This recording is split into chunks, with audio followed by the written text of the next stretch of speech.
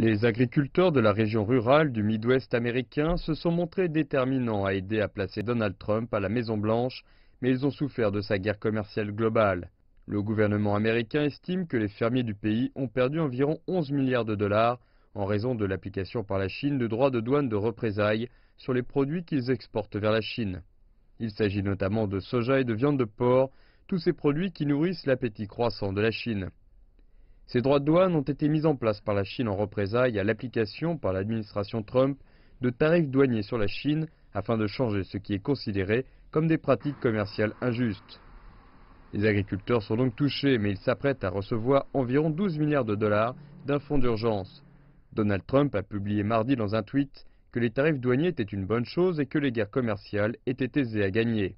Il s'est exprimé devant des agriculteurs et des sympathisants dans l'État rural du Missouri, où il a expliqué que ces droits de douane permettaient de mettre la pression sur les partenaires commerciaux des États-Unis afin de les faire revenir à la table des négociations en vue d'obtenir de meilleurs accords. Nous faisons d'énormes progrès et ils viennent tous. Ils ne veulent pas que les tarifs douaniers leur tombent dessus et ils viennent tous nous voir. Et les agriculteurs sont les principaux bénéficiaires. Mais de nombreux observateurs de la guerre commerciale ne seraient pas d'accord pour dire que les droits de douane sont efficaces. Des discussions entre la Chine et les États-Unis ont échoué. Le gouvernement chinois insiste sur le fait qu'il peut absorber toute perte survenue en raison de la hausse des tarifs douaniers, en ajustant par exemple la taille de sa production industrielle. Même les membres du propre parti républicain de Trump s'opposent à l'idée de sauver de cette manière les agriculteurs, alors que c'est Trump lui-même qui a créé cette situation en appliquant des tarifs douaniers sur la Chine en premier lieu. D'un autre côté, 2 audiences ont été organisées par le gouvernement américain pour mesurer l'impact de ces tarifs. Certains responsables d'entreprises tentent de minimiser les effets de ces tarifs douaniers sur les importations de métaux.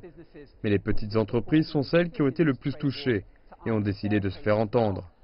Nous nous sommes entretenus avec une responsable de magasin Vape en Virginie qui nous a expliqué comment les droits de douane sur les exportations chinoises vers les États-Unis ont affecté non seulement son commerce, mais également ses fournisseurs.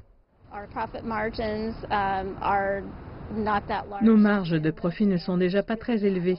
Donc non seulement nos magasins de vente au détail, mais aussi les distributeurs à qui nous achetons connaissent aussi des difficultés. Mais cela n'empêche pas Donald Trump de menacer d'intensifier cette guerre commerciale avec la Chine pour toucher les 500 milliards de dollars du volume entier des exportations chinoises vers les États-Unis.